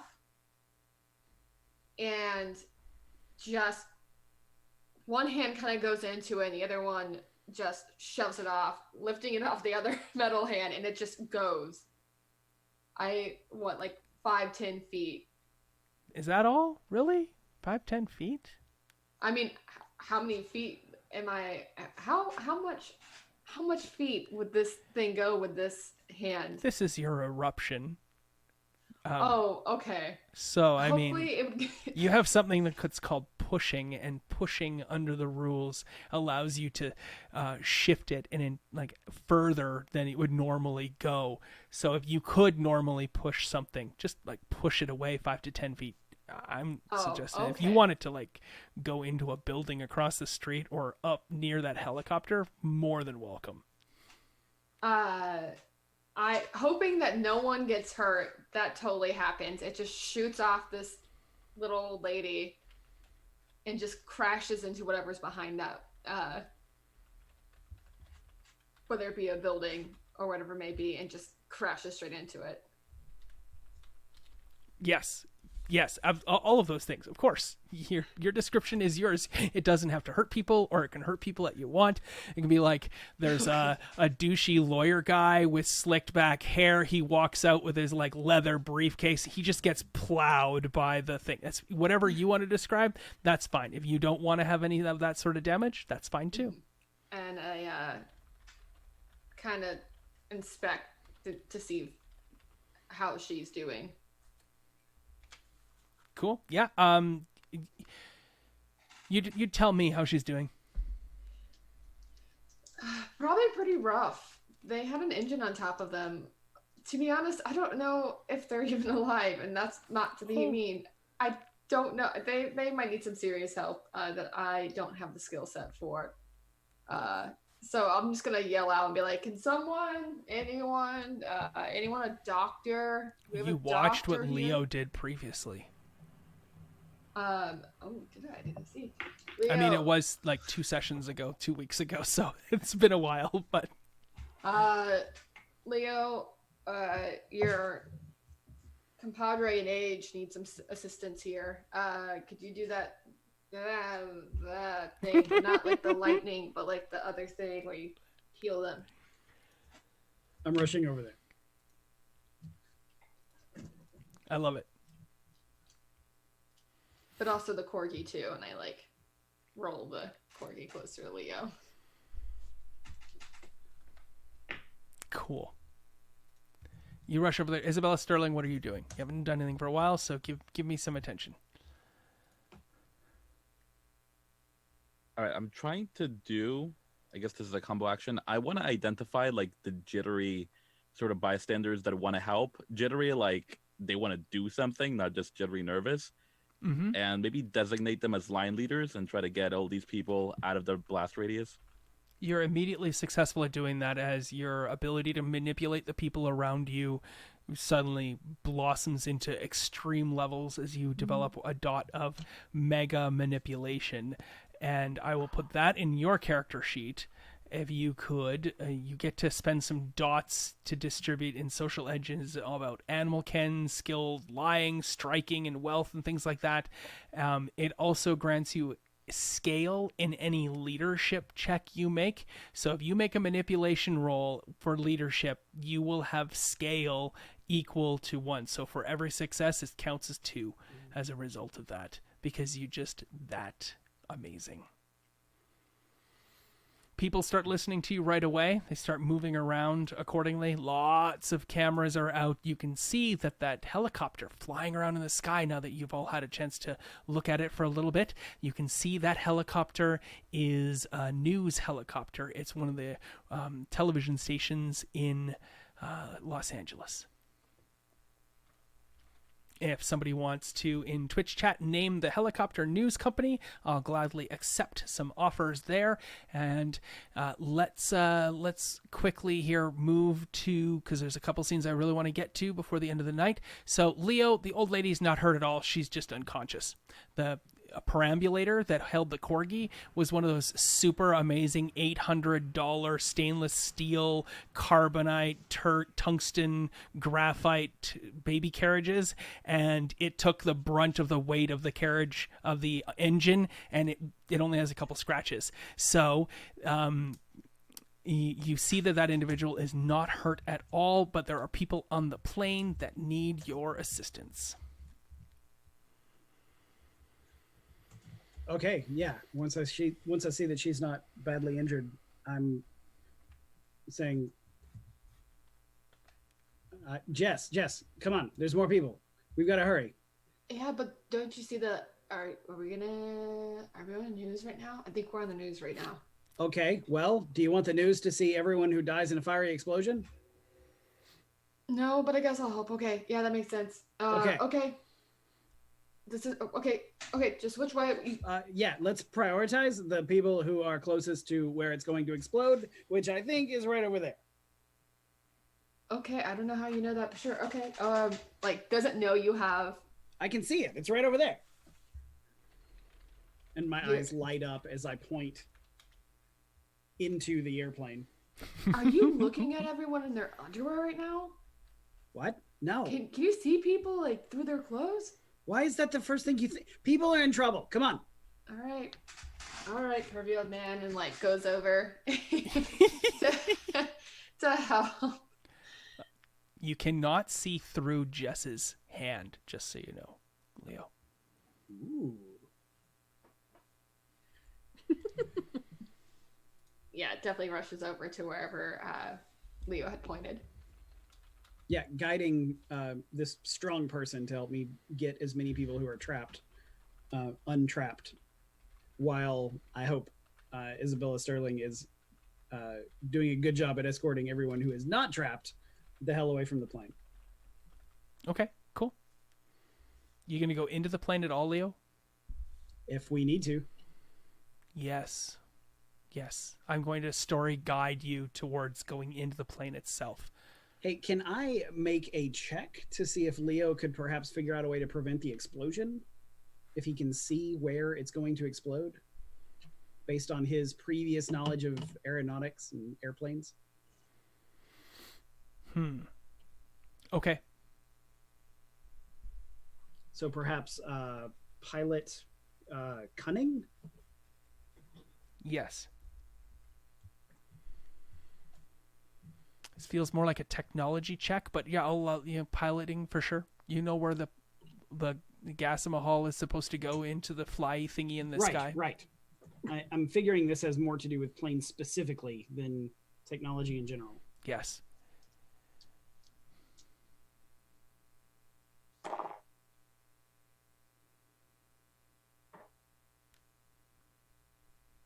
I have 3 successes with mega cunning. So you know that there is no way to stop the explosion from happening at this point, that you could spend your time trying to stymie it from exploding, but that you'll only delay it, and the time you spend in a story format, you would be better served to spend the time you have to save as many all of the people before it explodes. Not that you could save all of the people, but you go in and saving people would be a better use of your time than trying to stave off the minute or half a minute or whatever time you could in trying to stop that. You just don't have the tools and equipment and things that you would necessarily need to stymie this. From a dramatic perspective, what I was picturing is maybe Leo asks Jess, how fast are you? Do you think if I could keep this thing from exploding for an extra 30 seconds, do you think you could get the rest of these people and then get me out of there? Yeah,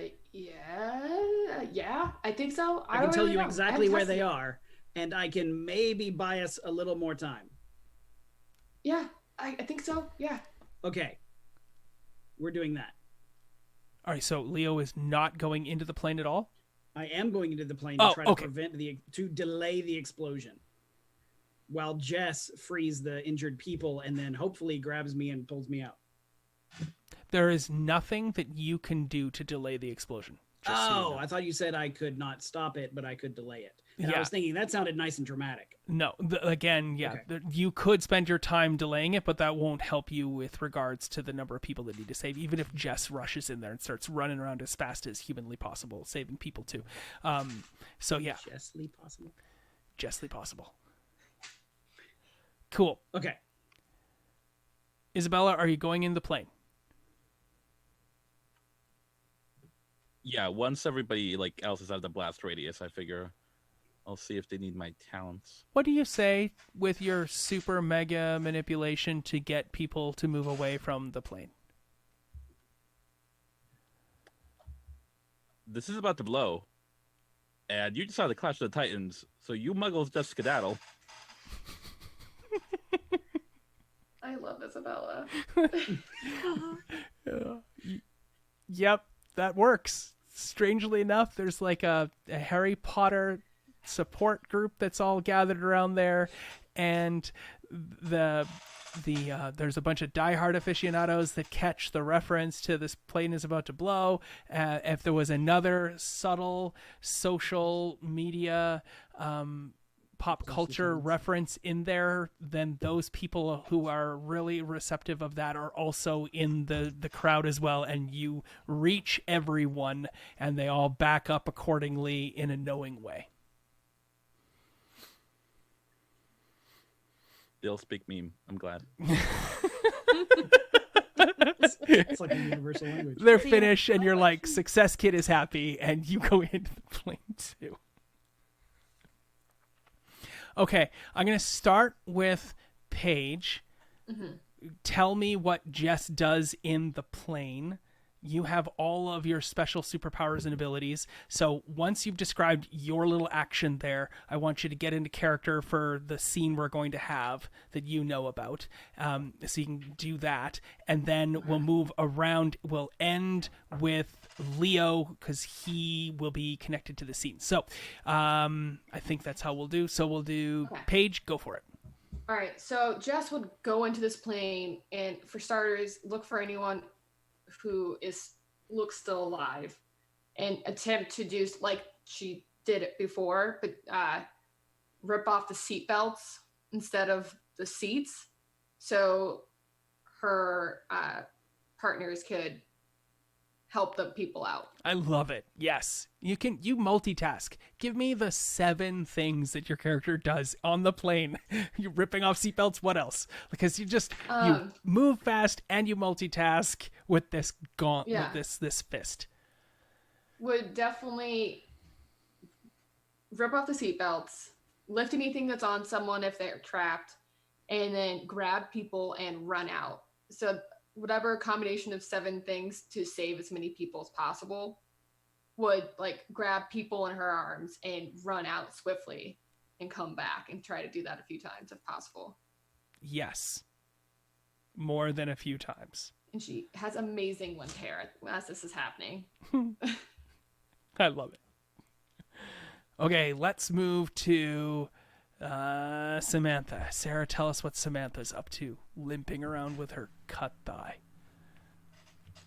Okay, so she is limping over. The escape slide hasn't been deployed yet, correct? No, not yet. Okay, that is what she is doing. She is focusing on getting that escape slide deployed, kind of stumbling over suitcases and pieces of luggage to try and do that. She's also removing the orange jumper. I kind of feel like this is not going to be helpful in getting people to listen to me if I look like a convict. So I'm going to shed the orange jumper. She's wearing a tank top and jeans underneath it. Mm-hmm. And then deploying, if at all possible, the slide to get people out of the plane. Sure. Yeah, you immediately start to feel, once you've removed the orange jumper, a weakening. Begin to feel a great deal weaker, not as regenerative as you were before. You were definitely feeling human-like. Okay, I'm going to put the jumper back on then. Yeah, okay. Does that change? Oh, yeah, everything starts to return. Okay, so, We're not guys, mutants. is anyone... Jumpers. Sorry? I said we're not I know, I was mutants. asking Sarah. Okay. I heard you. Okay. Is anyone else from my group in the plane? Yes, everyone is in the plane at this Everyone point. is in the plane. Guys, holy crap, it's magic jumpers. What? The jumpers, they're magic. They're, I don't even know. I feel like when Jess is like in between going back and forth, pauses on one of her trips, and it's just like, Samantha, we're not high anymore, and like just keeps running on. I love I it. get that. Take off the jumper. See if it affects you like it did me. Take it off. Okay, this is a really weird way to get me naked, but okay. And like takes off like part of it and is like feels it and it's like, okay, you're not high anymore. You're real. Okay.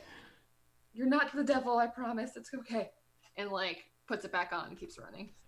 Samantha, someone is talking to you on the plane. They're trying to get your attention. They're speaking in Carl, name a strange language. It's not necessarily a strange language, it's just an uncommon North American language. Cherokee. is a root North American language. That is an actual North American language. Okay, they are speaking in Cherokee, and it is a perfectly wonderful language and full of awesome things. And Samantha does not know Cherokee at all, correct? Correct. Okay, well, somehow you do, because one of your abilities as you're putting your jumpsuit back on is you are a universal translator. You can understand any language if exposed to it for more than a few moments. It'll just take you a number of rounds equal to 10 minus your mega intellect dots to understand and grasp the language. Once you have, you retain fluency in it permanently. Boom. That's added to the Discord. You now can speak Cherokee as you respond to this individual who's basically just asking for help with their seatbelt. I will answer in Cherokee and help them with their seatbelt and compliment them on the use of an indigenous language. I love it. Great. Ash, what are you up to? Well, I was saving that poor boy. Yes, that was Justin. Impaled on a chair. Oh my god. Oh god. Okay, I'm not a doctor. Oh, there's a doctor here. Okay. All right. I'm gonna help out though. I was already making up this plan as I was going without it, assuming people would come into the plane. So yeah, I'm gonna try and make sure that this kid gets disentangled from the machinery, or not machinery, but like the plane itself. Staunch the bleeding. Fireman carry. Do whatever I can to get them away from the plane. Perfect. I love it.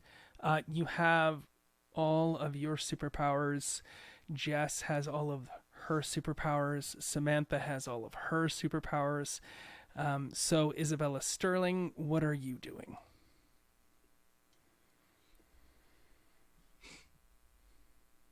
I'm probably not much help in the physical department, so I think I will just try to keep up morale.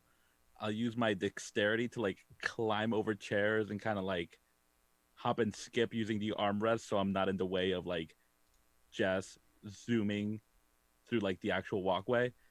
And I think if I find people that are either like unconscious, I'll just like tag them so she knows where they're at. Or if they're still like, still conscious, I'll just be like, hey, you made it. It's a really good story.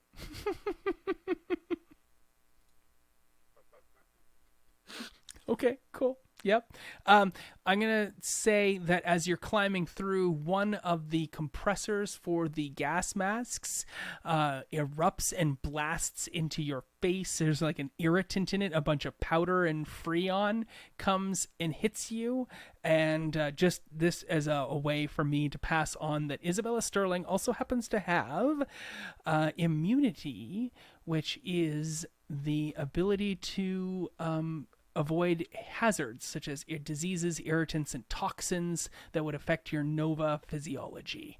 And so if you roll the die and it reduces to 0, there's 0 effect on this as you get hit by these things. And in this instance here, this freon and whatnot, this irritant completely washes over you, doesn't cause any sort of pain or agony or anything at all, because you also happen to need to have Mega Stamina 1 in order to have immunity, and you have that as well. So there's a couple more of your abilities. There's essentially one left that Isabella Sterling hasn't received, and so that we'll get to that hopefully next game. As we now move to our last moment on the plane, Leo comes rushing in to the plane. Is his entrance theatrical or normal Leo style? Oh, it's not very theatrical. He's just sort of wading in, trudging along, and trying to sort of look through everyone and figure out where the positions of the most danger are, who needs to be attended. He's trying to keep a cool head and focus on what needs to happen first. Cool. We're going to have one last scene for tonight's game. someone has been bumped. They seem to be either unconscious or whatnot. They have been overlooked by everyone else. As you come along, Leo, you happen to notice an outstretched hand underneath a blanket and a hard roller case. As you move that away, the blanket falls free. It is actually your daughter, Mandy herself. As this was the plane that Mandy was boarding on her way to see you here. When we were speaking a few hours ago. Yeah, you don't say. Oh, immediately trying to unbuckle the seatbelt and check her vitals. She's unconscious, looks to be badly wounded.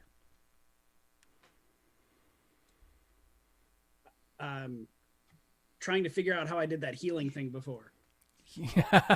Yes, you begin to heal her. She definitely has contusions, a broken bone or whatnot. Your gentle lightning of healing starts to flow into her as Mandy's eyes flicker open. Mandy, hold still. Stay calm. You've Am been I in an accident. hell right now? No, you're on a plane.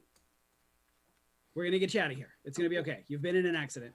Just for everyone who's watching, I don't mean to interrupt. I want this scene to happen. But Carl, your character is using their healing lightning abilities. Can you just describe your physicality so that you can help Paige roleplay Mandy most efficaciously?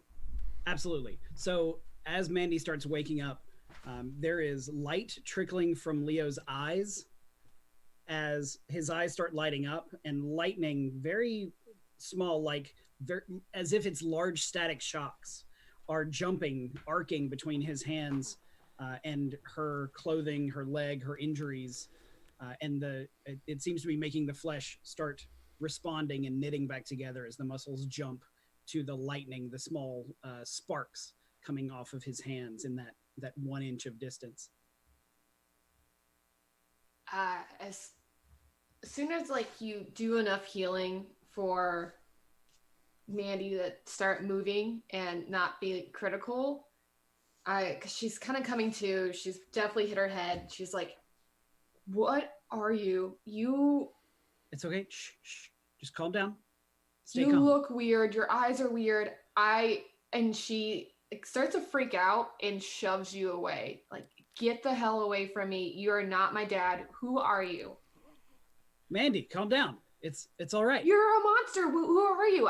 Don't touch me." And she starts to kind of limp backwards, watching Leo, not letting her eyes off Leo.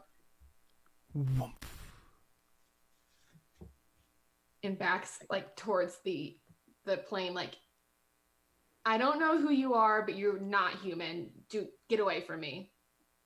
It's me. It's me, sweetheart. I'm sorry. I didn't mean to scare you. You're hurt. I'm trying to help. And listen, this is really new for me too. Okay. I'm really sorry. Literally lightning eyes. What is wrong with you? I don't know. I really don't know. I'd really like to know. Right now, I'm just trying to help you because you were in a plane accident and I think it's going to explode and we don't have much time. Mandy keeps backing up, and if there's the arm that came out of Justin, the arm from the chair, wields this bloody bloody chair arm, is I'm leaving, you stay over there, get away from me, and tries to run away. Okay, the camera pans away as we're going to wrap everything up with a quick epilogue from myself. You'll all get a chance to tell everybody a bit about yourselves, and we're going to be back into this right in this moment next week. But the camera pulls back from the plane, turns up, and we see a gentleman in the sky.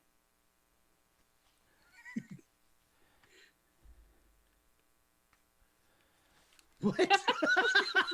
God, is that you? Yeah, and he says, "This is Billy Blaze, your KIYI eye in the sky. We are flying over the 752 from Chicago, which has crashed upon Trans Street down here in downtown Los Angeles. The devastation is ecstatic and intense, but as we can see, we're focusing in. There are several what looks to be community service members who have stepped up today and are saving several passengers from the plane itself. It's remarkable, folks. Remarkable indeed. An 18-figure tall inferno was just recently seen upon the streets, and I'm bringing it to you live. Another one, a woman with some sort of gauntlet on her fist, a shining silver gauntlet, is carrying figures from the plane. This gauntlet is carrying people out. They look to be some sort of track star. They're moving so quickly it's almost a blur to the mind's eye. Some woman in a fascinator as well is attracting people's attention to send them away as oh my god, a guy he's shooting lightning from his hands. He's jump starting an old lady's heart. Some sort of pulse is coming off of him. It's remarkable, people here, coming to you live with every moment in the sky. This is Billy Blaze, the KIYI in the sky, and I'm Kyle, and that's it for tonight. How about you Perfect. Players? Introduce yourselves. Hi guys, I'm Sarah. I was playing Sam. You can find me on Twitter. Down above my head over there is my Twitter words. My Twitter handle is above my head at RNL.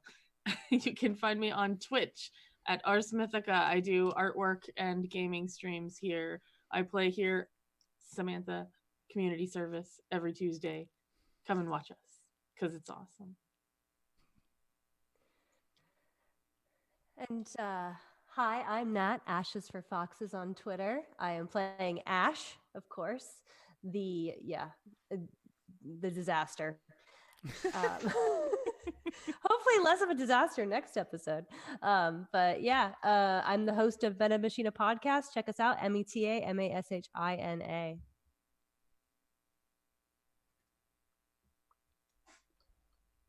All right. I was like, I wasn't sure if someone else was going to go, so I didn't want to cut them off, but I think I did it. Hi, I'm Paige. I'm known as D&D and Paige. What are words today? What is happening on Twitter? Okay, on Twitter, I'm D&D and Paige. This is Paige. I play Jess. You can find me here on Tuesdays. On Mondays, you can find me on Scraticus. And yeah, I think my proudest moment today, by the way, is making sure Corky lived. So I'm quite happy. Everyone, thank you for watching. I'm Velvet. You can find me on the interwebs at OG Brown Sugar. On Tuesdays here, I play your favorite green girl, Isabella Sterling, like the silver. You can also find me on Stories of a Broken Sun and alongside our story guide, Kyle, on Flight Risk.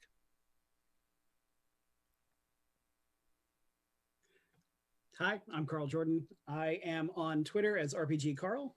You can find me here on Tuesday nights. And I am going to be starting next week a new City of Mist game called Obscurum on the We Are Nerdsmith channel. Having a lot of fun. I want to just throw out some thank yous at the end of this session. It's been a while since I said some thanks. Thank you, first and foremost, to the Onyx Path for giving us an opportunity to come out here and play every week for the rest of 2019. We are loving it. Thank you for sending us the PDFs for Trinity Continuum. Thank you for sending us the Kickstarter manuscript for Aberrant so that we can work our way through these rules, which are, they're as rough as they get, and we're enjoying and having a ton of fun trying to parse how to get through this system. It's so much fun to try to navigate, negotiate our way through it, and we're all having a ton of fun. So thank you for that. Thank you to everyone in chat for your offers and your help in enjoying the game we're playing today. We're having a ton of fun ourselves. I don't doubt you can see that. But it's always a lot more fun when there's a couple people in the audience just hanging out, wallflowers in the background, watching along and taking part in what we're doing. So thanks for joining us in chat today. I would be remiss if I didn't thank these 5 people who surround me on Twitch today. Thank you to each and every one of them for being my friend and coming out and playing Aberrant with me as we're working our way through figuring out what it means to be a superhero and how to be of service to our community. Because the one thing I always want to reiterate time and again is that if you're a member of a community, you need to be of service to it. You need to offer some way to help and give back. Whatever skill set or tool set or ability you have, if it's super powered or not, if you're lending your assets and skills to the community, you're making it a better place. So from all of us here to all of you out there, this video will be up on YouTube tomorrow. The podcast is forthcoming. Hopefully you'll find a way to enjoy it in a later televised format. But thanks from all of us here. Throw us a coffee if you're really enjoying what we're doing. And thanks so much. This is Kyle, and be of service.